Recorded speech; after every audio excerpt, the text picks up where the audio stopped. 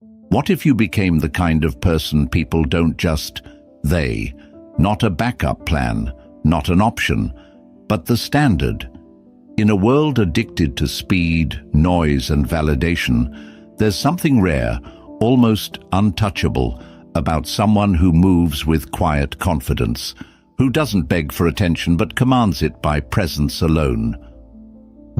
Remember, this episode isn't about playing games or manipulating perception. It's about rebuilding the core of how you see yourself, because when that changes, everything changes.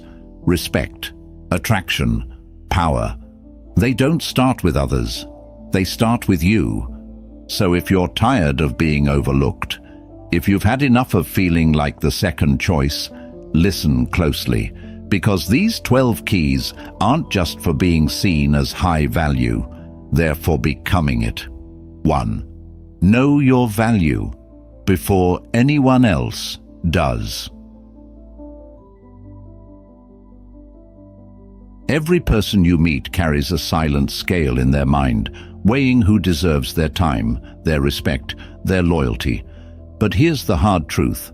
That scale is often based on how you present yourself, not who you truly are.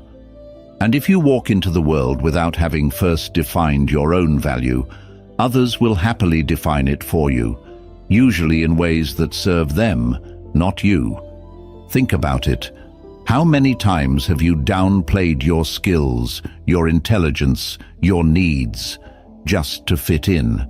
How often have you smiled when you wanted to speak up, stayed when you wanted to leave, or agreed when your soul screamed, no? That's the cost of not knowing your worth. You become a reflection of other people's expectations instead of the architect of your own identity.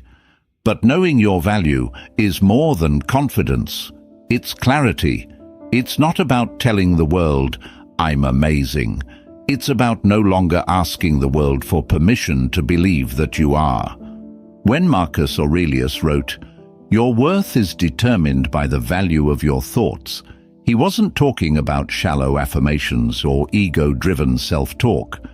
He was pointing to something deeper, the quiet discipline of how you speak to yourself when no one's listening. Because if your internal dialogue is full of doubt, shame, comparison, and fear, how can you expect others to treat you with reverence? Let's make this real. Imagine two people walk into the same room.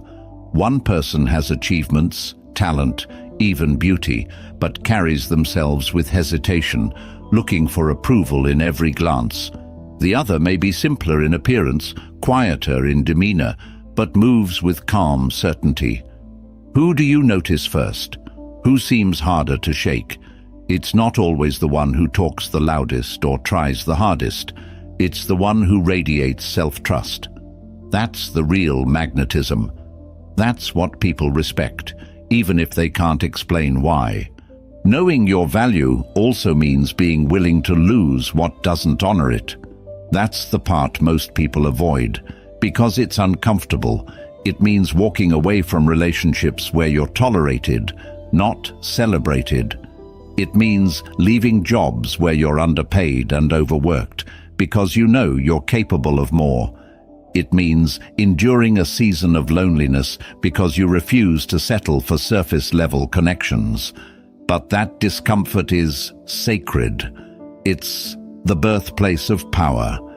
There's a quiet rebellion in choosing yourself, not out of pride, but out of principle. And it starts with what you allow. When you know your worth, you don't let just anyone into your space.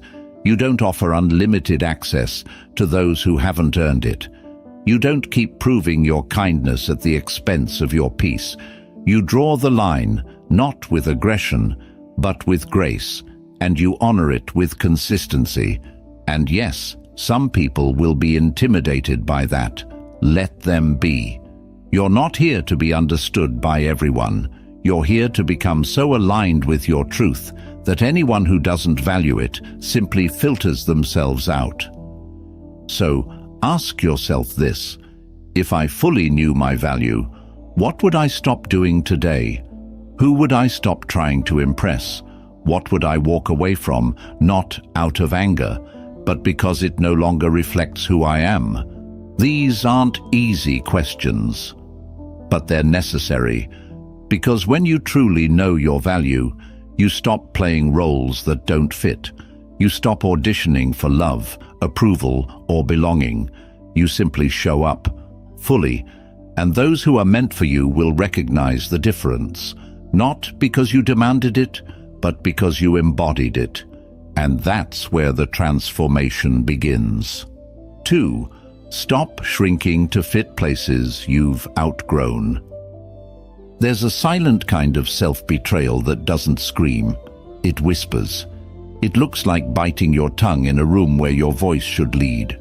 It looks like dimming your light so others don't feel overshadowed. It looks like pretending you're satisfied with less, just to avoid being seen as too much. And over time, that silence becomes a habit. That shrinking becomes your identity. But the soul knows. It remembers who you were before you started adjusting to make others comfortable.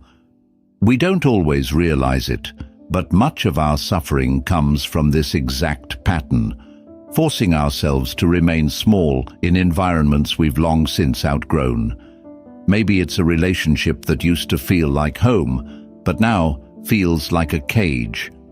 Maybe it's a job that once challenged you, but now only drains you. Or maybe it's the way you speak, dress, move, carefully tailored to not offend, not disrupt, not be too different. But growth has a cost. And often, that cost is leaving behind versions of yourself that no longer reflect who you are becoming. Carl Jung once said, "The privilege of a lifetime is to become who you truly are." But here's the twist. Becoming who you are doesn't mean staying where you've always been. It means honoring that inner evolution, even when it disrupts comfort, connection, or control. Especially then. Think about how nature works. A snake must shed its skin to grow. A tree must let go of its leaves to survive the winter. And yet we, as humans, often try to carry old identities into new seasons, hoping we can keep the familiarity without sacrificing our expansion.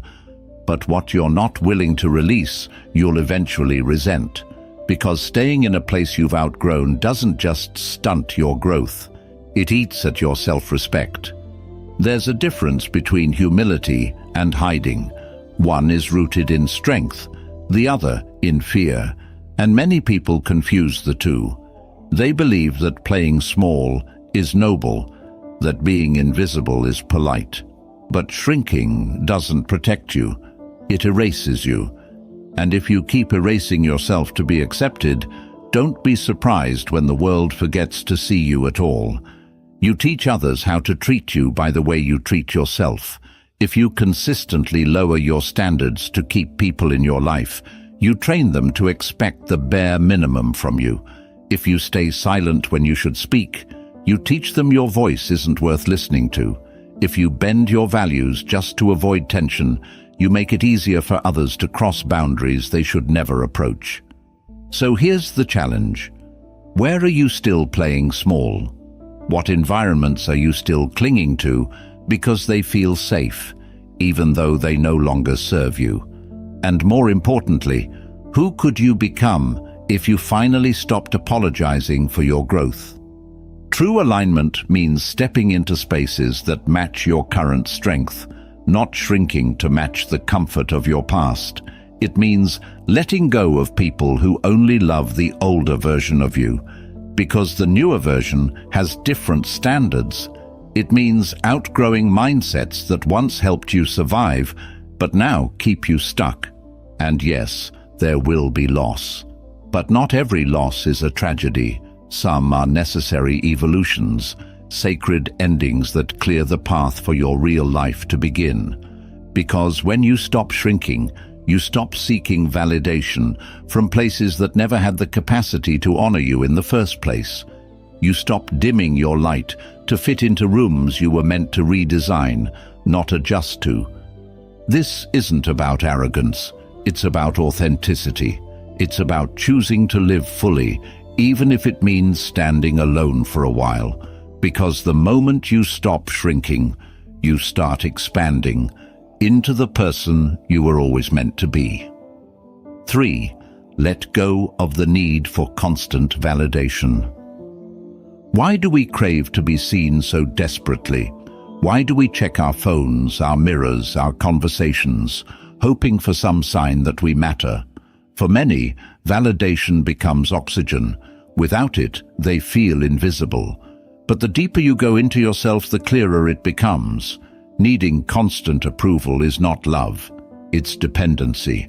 It's the emotional equivalent of hunger that never quite gets satisfied. The problem isn't that we want to be valued. That's human. The problem is when our sense of identity starts depending on other people's reactions, when we don't feel beautiful until someone tells us, when we don't feel accomplished until it's acknowledged, when we don't trust a decision until it's praised. That's when the trap begins. Because the moment your worth depends on someone else's applause, you've given away your power. Epictetus said it without flinching. If you want to improve, be content to be thought foolish and stupid. It's a radical truth, because it means letting go of the illusion that everyone has to understand you. It means you might make choices others don't agree with. You might follow a path they can't see, and you'll have to live with that, not in bitterness, but in quiet confidence.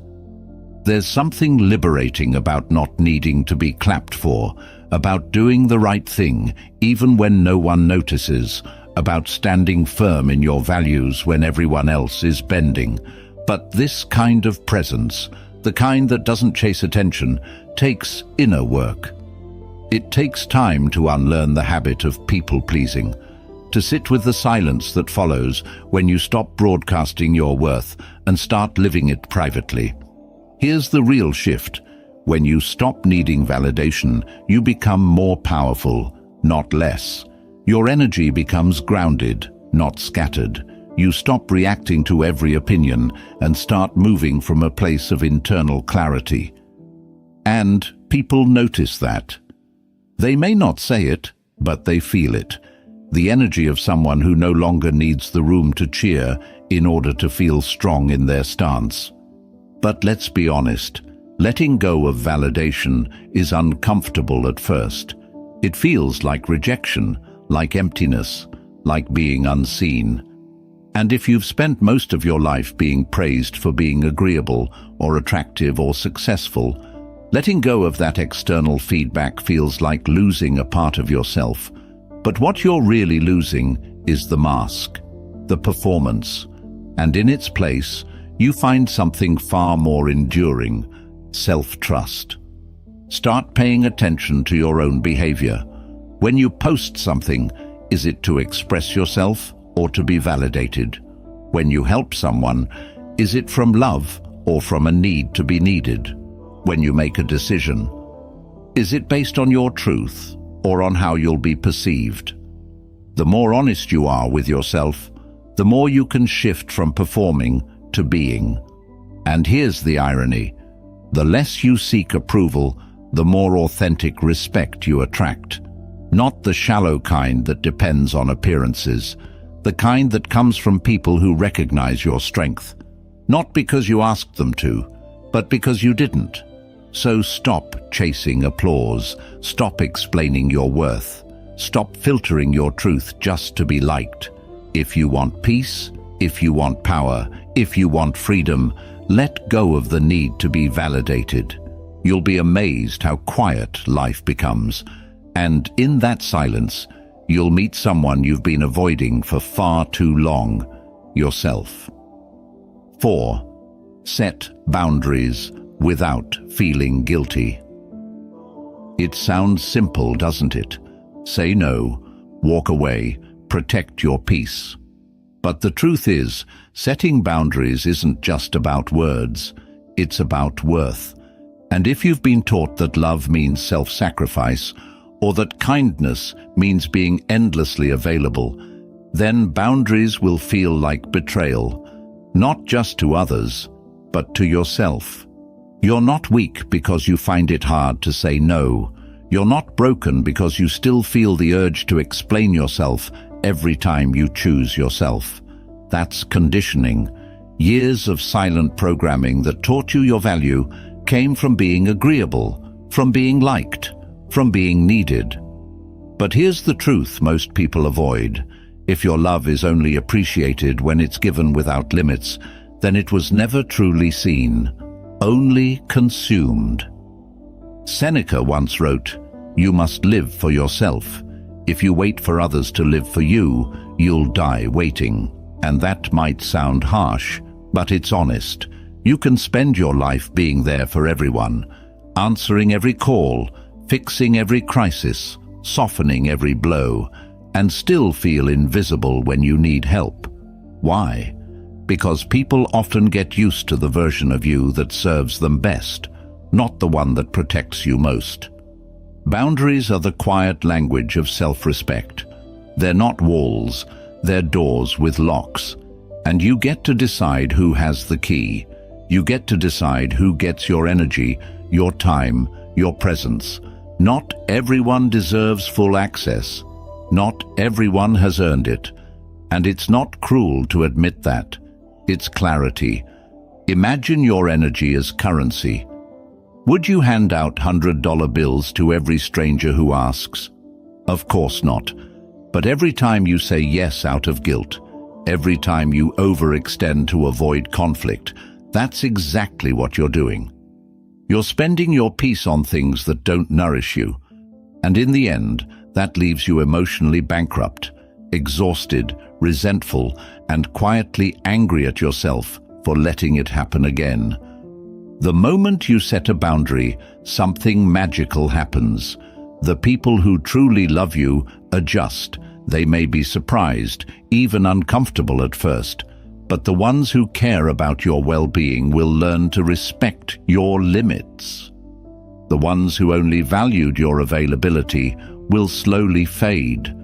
Let them. Setting boundaries also means breaking the habit of over-explaining. You don't need a thesis to say no. I can't. That doesn't work for me. I need some time. These are complete sentences. Your peace doesn't require permission. And if someone gets upset when you draw a line, remember, the problem isn't the boundary, it's their expectation of access. But perhaps the hardest part of all is this. You have to keep reinforcing your boundary even when you feel lonely, even when guilt creeps in, even when you miss the old version of you that said yes to everything. Because the new version, the one who honors your energy, your time, your space, that version is building something unshakable: self-trust. So ask yourself, where in your life are you still saying yes when you mean no? Who in your circle constantly crosses lines you've never had the courage to draw? And what part of you still believes that love must be earned through sacrifice? It's time to let go of that illusion. You are not selfish for protecting your peace. You are not difficult for having limits. You are not cold for choosing silence over chaos. You are learning to love yourself, not just in words, but in action. And that's a boundary no one can cross. 5. Detach without drama. Not every goodbye needs fireworks. Not every ending needs a speech. Sometimes the most powerful thing you can do is walk away quietly, with your dignity intact and your peace preserved. But many of us struggle with that. We confuse closure with confrontation.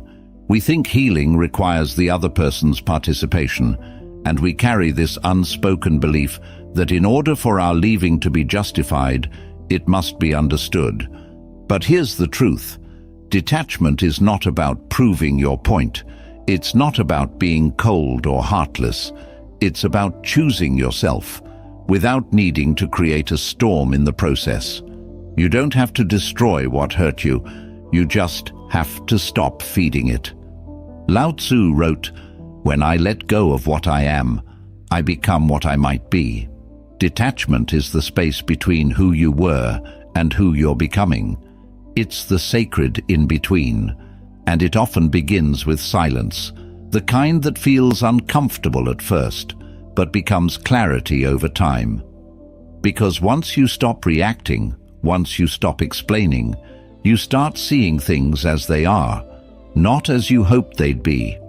But detaching with grace takes strength, especially when your identity was wrapped around being the fixer, especially when you were the one always reaching out, always explaining, always trying to make things work. Letting go feels like giving up, but it's not. It's giving yourself back. It's saying, I no longer abandon myself to keep others comfortable. We've been conditioned to believe that silence equals weakness, that distance means bitterness. But what if it means maturity? What if it means you're done with cycles that steal your energy, done with conversations that go nowhere, done with clinging to people who only show up when it's convenient? Not every disconnection requires a war. Some people just fade, and that's okay. Others may poke, provoke, try to reel you back in with guilt, with drama, with emotional games. That's when your silence becomes your boundary. That's when your peace becomes your message. And make no mistake, silence is a message. It says, I no longer need to argue for my worth. It says, I've seen enough. It says, I'm moving forward, and not everyone can come with me. And it says all of that without a single word. It's tempting to want to leave a mark, to be remembered, to have the final word. But true power doesn't care about being remembered. It cares about being free. Free from the weight of old narratives, free from the need to be understood, free from the idea that healing is a performance for others to witness. So how do you know you've truly detached? When your energy no longer spikes at their name, when you don't check your phone hoping for a message, when you can think of the past without bitterness, not because it didn't hurt, but because you've outgrown the version of yourself that stayed too long. Detachment isn't indifference, it's wisdom. It's knowing when something has run its course and no longer serves your growth. It's stepping back, not with resentment, but with respect for yourself and for the season that's ending. So ask yourself, what relationships, habits, or thought patterns are you still holding on to out of fear, not love? What drama are you still fueling because a part of you is afraid of what silence might reveal? And what would happen if you simply stopped? No announcement, no explanation, just peace. 6. Protect your energy like a sacred space. There's a reason you feel drained around certain people. There's a reason some conversations leave you heavier, not lighter. Your energy isn't infinite. It's a sacred currency. And just like you wouldn't leave your front door wide open for anyone to walk through, you shouldn't leave your emotional and mental space unguarded. Not everyone deserves access. Not every interaction is worth your inner peace. Jim Rohn once said, "You are the average of the 5 people you spend the most time with." It's not just a catchy phrase. It's a reminder that your environment is shaping you every day, often in ways you don't even notice. The people you allow close influence your mindset, your habits, your beliefs. So if you're constantly surrounded by chaos, negativity, or emotional neediness, don't be surprised when you start carrying that same weight, even when it's not yours. Protecting your energy isn't selfish, it's strategic, because everything you want to build, your growth, your clarity, your emotional balance, depends on having the space to breathe, to think, to be. If your life is filled with noise, you'll never hear your own voice. If you're always reacting, you'll forget how to feel. Start looking at your energy like a garden. What you feed grows. What you neglect dies. Who and what you allow in either nurtures your spirit or tramples it. So ask yourself honestly, who waters your roots and who pulls at your branches? What habits recharge you and which ones drain you until you're numb? This doesn't mean cutting everyone out or living in isolation. It means becoming intentional. It means recognizing when a conversation is no longer productive, when a friendship has become one-sided, when your time is being consumed by people who only take but never pour back. And it means having the courage to act on that awareness, to distance yourself, even quietly, from what disturbs your center. But here's where it gets even more real.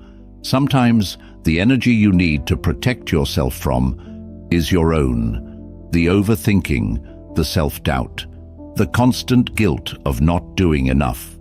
We often sabotage our own peace before the world even gets the chance. So protecting your energy also means setting boundaries with your own thoughts, catching the inner critic mid-sentence, replacing overanalysis with presence, practicing stillness instead of spiraling. There's deep power in knowing how to pull back, in turning off your phone, in saying, "I don't have the space for this right now," in recognizing that just because someone wants your attention doesn't mean they've earned it. And just because something is urgent to someone else doesn't mean it's a priority for you. You'll know you're protecting your energy when you stop explaining your peace, when you stop over-apologizing for needing space, when you no longer feel the need to justify your silence. Because real peace doesn't always look polite. Sometimes it looks like not answering the call, not joining the drama, not attending the argument. And yes, some people will not understand this version of you, the one who chooses presence over pressure, stillness over stress, detachment over performance. But that's okay. You're not here to be understood by everyone.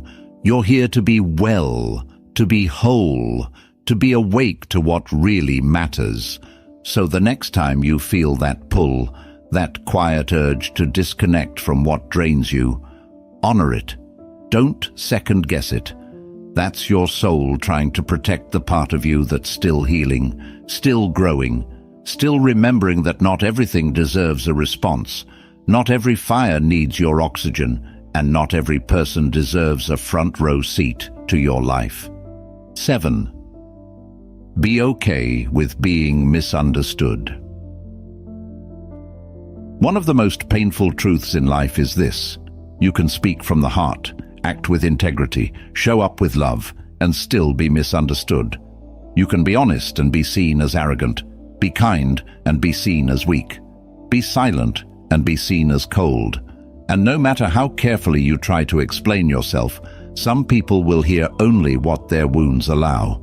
That's where most people get stuck. They spend their energy trying to correct the narrative, trying to fix how they're seen, trying to make everyone understand.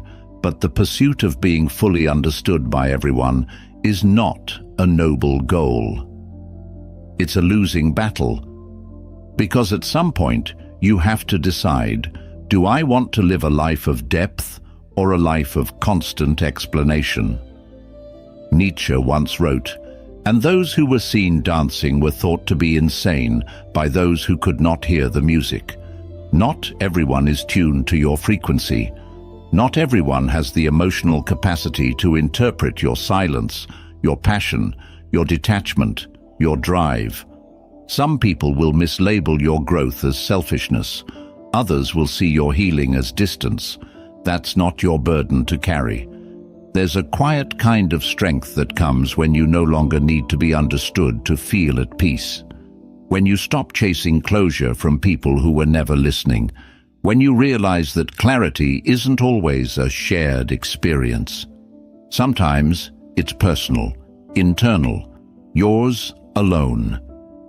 Think about how many times you've stayed in unhealthy dynamics just to avoid being seen as the bad one. How many times you've over-explained your boundaries, your needs, your decisions, not because you were unsure, but because you feared rejection or judgment. But here's the truth.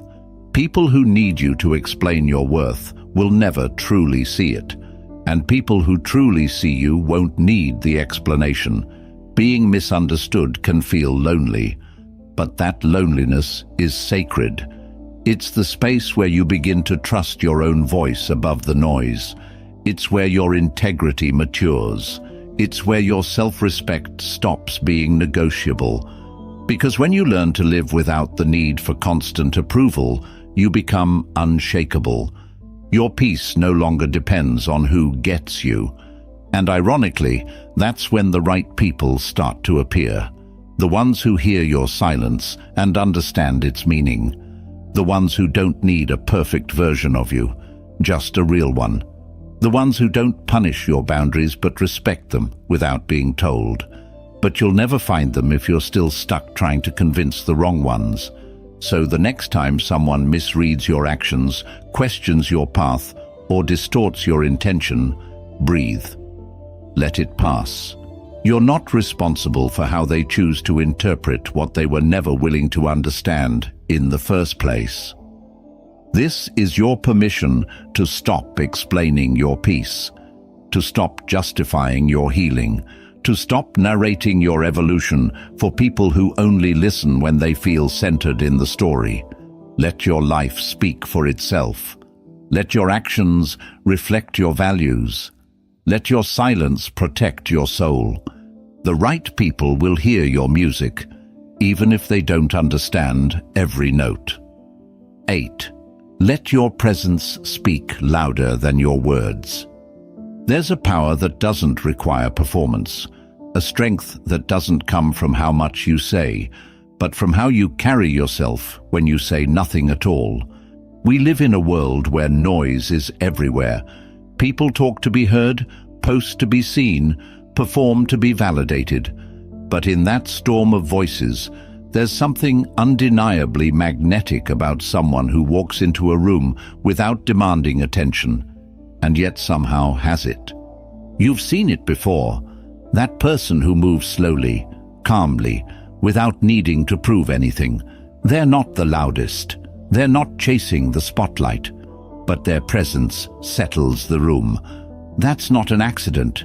It's intentional energy, the result of inner work, self-trust, and the quiet decision to stop chasing approval and start embodying it. Alan Watts once said, "The meaning of life is just to be alive. It is so plain, and yet everybody rushes around in a great panic." That panic shows up in how we over-explain, overshare, overdo, constantly trying to signal our worth. But the irony is, the more you try to prove your value with words, the more people question if it's real. Because true presence doesn't need a press release, it just is. Your energy enters the room before you do. The way you walk, the way you hold eye contact, the way you listen, these things speak volumes about your inner world. Are you calm? Are you grounded? Are you at peace with yourself? Or are you still fighting for space in a world that hasn't yet given it? To let your presence speak, you must first get quiet with yourself. Strip away the performative layers. Sit with the discomfort of silence. Learn to enjoy your own company so deeply that you no longer rush to fill empty space with noise. Presence isn't about being perfect. It's about being whole. And wholeness isn't loud, it's stable. But make no mistake, presence doesn't mean passivity. It doesn't mean you let life walk over you while you smile in stillness. It means your strength runs deeper than reaction. That you're selective with your words because you know their weight. That you move with purpose, not panic. That you act from values, not from fear. If you want to be treated like a luxury, stop explaining your worth like a bargain. Let your standards be known by how you move, not by how often you announce them. Speak less about your intentions and more through your actions. Because people may question your words, but they rarely forget your energy. Think about this. When was the last time you were deeply impressed by someone just by how they showed up? Not what they wore, not what they said, but the quiet clarity they carried. That kind of presence is rare because it's earned through discipline, through boundaries, through a commitment to self-awareness. And the beauty is, you don't need to be anyone else to build it. You just need to stop diluting yourself, stop rushing, stop trying to prove. Just be. Be so aligned that your presence becomes the standard, that your silence becomes a language only the right people understand. So next time you feel the urge to overshare to gain approval, pause, breathe, step into yourself. Your presence, when fully claimed, says everything they need to know. 9. Don't just talk standards, live them. It's easy to say what you deserve. It's easy to write it in journals, declare it in conversations, post about it online. I deserve respect. I won't settle. I have high standards. But here's the truth many avoid. Standards aren't what you say you want. They're what you consistently allow, what you tolerate, what you choose, what you return to even after you've promised yourself you'd never go back. We often speak about our worth as if it's a concept, something abstract, untouchable. But worth is practical. It shows up in the small daily decisions you make, in the phone calls you answer, in the people you give second, third, and 10th chances to, in how quickly you betray yourself just to avoid tension. Every time you compromise your values for comfort or connection, you're teaching the world what your real standard is. Not the one you talk about, but the one you live. Epictetus said it plainly, don't explain your philosophy, embody it.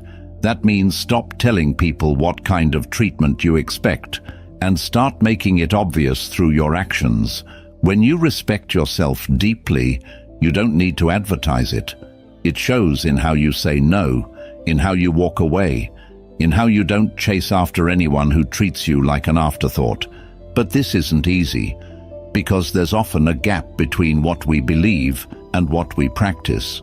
You may believe you deserve a peaceful relationship, but still stay in one filled with chaos, hoping love will fix what boundaries are supposed to handle. You may believe you deserve financial security, but continue habits that drain your wallet and your self-trust.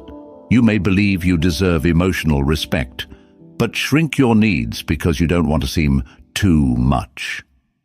Living your standards means getting radically honest with yourself, asking the hard questions. Where am I still settling? What am I pretending not to notice? What part of me is still afraid that if I raise my standards, I'll be alone? And then, when the answers come, having the courage to act on them. Not tomorrow, not next year. Now, because here's the real cost of not living your standards: resentment. Resentment toward others for not treating you better, and resentment toward yourself for letting them. Over time, that quiet self-betrayal becomes a weight. And no amount of external success can make up for the internal erosion caused by living below your own bar. The solution isn't to become rigid or harsh, it's to become clear. Clear on what aligns and what doesn't. Clear on what you want and what you're no longer available for. And most importantly, clear on the fact that the world doesn't give you what you say you want. It gives you what you demand by the way you live. So if you want to be seen as high value, become non-negotiable with your peace, with your time, with your energy. Let people feel your boundaries without you needing to shout them.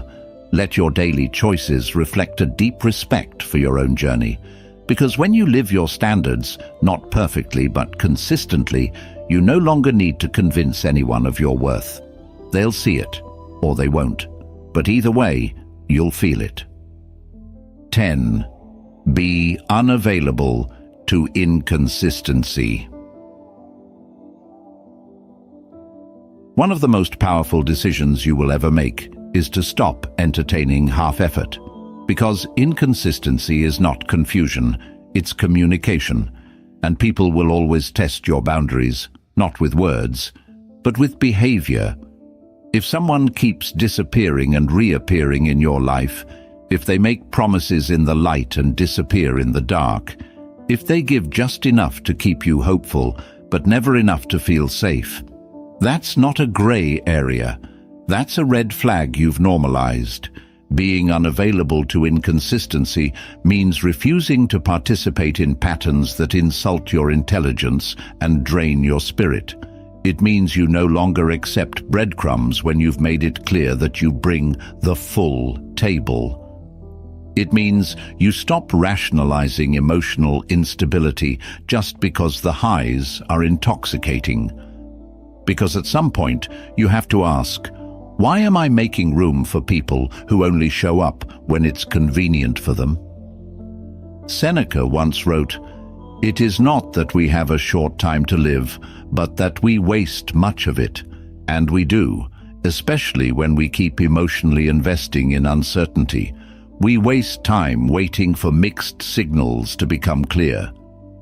We waste energy interpreting silence, replaying words, trying to decode behavior that's already telling us everything we need to know. But if someone's presence in your life causes more questions than answers, that's your answer. The deeper issue isn't just the other person, it's what part of you still finds comfort in chaos. Inconsistency is often familiar to people who were raised on unstable affection. If love once meant proving yourself, earning attention, or waiting to be chosen, you may now unconsciously associate uncertainty with desire. But that's not love. That's emotional survival masquerading as chemistry. To truly break this cycle, you have to redefine what connection means to you. Real connection is not built on adrenaline, it's built on emotional reliability. You know what real attraction looks like? Peace, safety, presence. When someone says they'll call, and they do. When they don't just apologize, but change. When you don't have to shrink or second-guess yourself to be accepted. Being unavailable to inconsistency means you'd rather be alone than be confused. That your self-respect won't bend to accommodate someone else's immaturity. That you're done hoping people will rise to meet your love when they've shown you they can't even meet themselves. It also means holding yourself to the same standard. Are you being consistent with you? With your values, your self-care, your goals? Because inconsistency starts from within. And if you're still wavering on what you want, still negotiating with your own standards, still choosing comfort over clarity, the outside world will mirror that indecision right back to you. So here's your invitation. Make a list. Write down what consistent behavior looks like to you, not in fantasy, but in reality. What does it feel like to be respected? What does it sound like when someone honors your time, your space, your heart? And then, when you meet someone who can't offer that, you walk, not out of anger, not to make a point, but because your soul has simply outgrown confusion. You are not a maybe, you are not a backup plan, you are not an emotional experiment someone figures out when they're bored. You are either a yes or a no, and anything in between is a place you no longer belong. 11. Stop explaining yourself to people who don't care. There's a deep exhaustion that comes from constantly trying to be understood, especially by people who have already made up their minds about you. You explain your silence, you explain your boundaries, you explain your distance, your healing, your transformation, not because you owe them an answer, but because a part of you still craves their validation, still hopes that if you explain it just right, they'll finally get it. But some people don't listen to understand, they listen to respond. Or worse, they don't listen at all. Carl Jung once said, Loneliness does not come from having no people around, but from being unable to communicate the things that seem important. And that's the kind of loneliness that stings the most. Being surrounded by people who hear your words but never your meaning. People who mock your growth because it threatens their comfort. People who confuse your clarity for coldness. And the more you explain, the more you drain. So here's the truth. You don't owe everyone access to your inner world, especially not the ones who minimize it, mock it, or twist it. Your peace isn't a group discussion. Your decisions aren't up for a vote. And your evolution isn't a performance for critics who never supported your becoming in the first place. There's a sacredness in holding parts of yourself back from those who haven't earned them. It's not about being mysterious. It's about being wise. Discernment means knowing the difference between those who deserve to know you deeply and those who just want to be close enough to have an opinion. And let's be honest, explaining yourself can become a form of begging to be seen, to be understood, to be forgiven for choosing yourself. But self-respect begins where explanations end. When you finally say, "This is my truth, and I no longer need it to be palatable for you to accept it." Of course, it's not easy, especially if you're someone who values harmony, clarity, or closure. Especially if you grew up believing that love has to be earned through endless justification. But what if the closure you're seeking isn't about them understanding? What if it's about you accepting that they won't, and choosing peace anyway, because there's power in silence? Not the kind that suppresses, but the kind that protects. When someone crosses a line and you don't argue, you walk. When they play confused and you don't clarify, you detach. When they provoke and you don't react, you rise. The more you heal, the less you explain. Not because you're hiding, but because you realize that those who truly care will never need a full explanation, just to offer basic respect. And those who demand an explanation just to justify their lack of support, they were never on your side to begin with. So stop oversharing with people who use your vulnerability as ammunition. Stop rehearsing your boundaries like an apology. Stop explaining your glow-up to people who only knew you when you were dimming your light. You owe no one an explanation for choosing peace, for outgrowing patterns, for changing your mind, for walking away, for becoming someone your past self never had the courage to imagine. Some things can stay unsaid. Some goodbyes don't need closure. Some people don't need another explanation. They need distance. 12. Become the standard, not the seeker. There comes a point in your life where you have to stop waiting to be chosen. Stop hoping someone will finally see your worth, finally recognize your value, finally offer you what you've been craving all along. That moment, when you stop waiting and start becoming, that's when everything shifts. Because you were never meant to beg for attention. You were meant to command it, not through force, but through presence. Through becoming the kind of person who doesn't chase value, but embodies it. Nietzsche said, "Become who you are, not who the world expects, not who others find convenient, but who you truly are, underneath the masks, the conditioning, the compromises." And when you do that, something remarkable happens. You stop seeking. You stop trying to fit into places that don't feel right. You stop molding yourself just to be accepted, because you're no longer available for anything that doesn't match your energy, your vision, your truth. Becoming the standard means asking more of yourself, not from a place of pressure, but from purpose. It means dressing like you respect yourself, speaking like you believe in yourself, moving like you know your time is valuable. It's not arrogance, it's alignment. A quiet decision to stop shrinking, stop apologizing, and start living like your life is already worthy. because it is. This also means getting comfortable with solitude. The road to becoming is not crowded. It's quiet. It's filled with days where no one claps for you, where your growth is invisible to everyone except you. But that's where real transformation happens, when you're no longer performing, just practicing the highest version of yourself. It also means letting go of relationships, habits, and mindsets that were built from the seeker's mentality. When you were trying to earn love, prove yourself, make others like you, that version of you had a role. But it's time to outgrow it. Because becoming the standard doesn't mean you think you're better than others. It means you're no longer willing to be less than yourself. And yes, this shift will intimidate some people.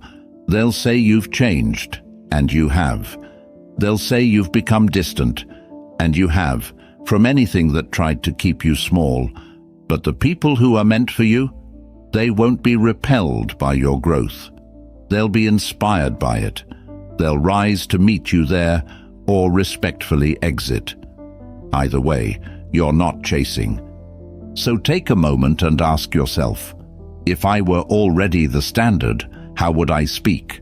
What would I accept? How would I show up every day?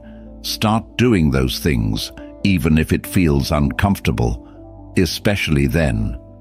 Because the more you live like the version of you you've been dreaming of, the faster you become it.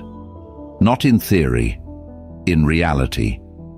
You were never meant to be an option. You were meant to be the example. So stop waiting to be chosen. Become so whole that others have no choice but to rise or walk away. Become so certain in who you are that silence becomes your filter. Become the standard. Good, because this is the part that most people skip. They listen to content like this. They feel the fire for a moment. They nod and agree, and then they go back to living the same way. But not you, not this time. You didn't listen to these 12 keys just to feel inspired. You listened because something inside you already knew. You've been settling, shrinking, explaining, overgiving, and you're done. You're done being seen as a backup plan. Done making excuses for your standards. Done tolerating the kind of energy you would never give. This is your moment to rise, not by shouting louder, but by becoming quieter, clearer, more grounded in who you are. When you walk into a room, your presence should whisper, "I don't need you to choose me, I already did." That's the kind of power no one can fake. That's the kind of worth no one can question, because it's not written on your profile, it's etched into your character. Remember this, being a luxury isn't about perfection, it's about being intentional. It's about knowing what you bring and refusing to offer it to those who treat it like a convenience. It's about raising your standards, not to impress others, but to protect your peace. So starting today, stop explaining yourself. Stop chasing closure. Stop making space for energy that only shows up when it's easy. You are the standard now, and when you truly believe that, your world starts to shift. People will either meet you there or they'll remove themselves. Either way, you win. And if this episode moved something in you, if it woke up that quiet power that's been waiting for permission to speak, give it that permission. Share this message with someone who needs it. Subscribe so you don't miss what's coming next. And most of all, live it. Because the world doesn't need another person waiting to be picked. It needs more people brave enough to become the one doing the choosing. Your journey starts now.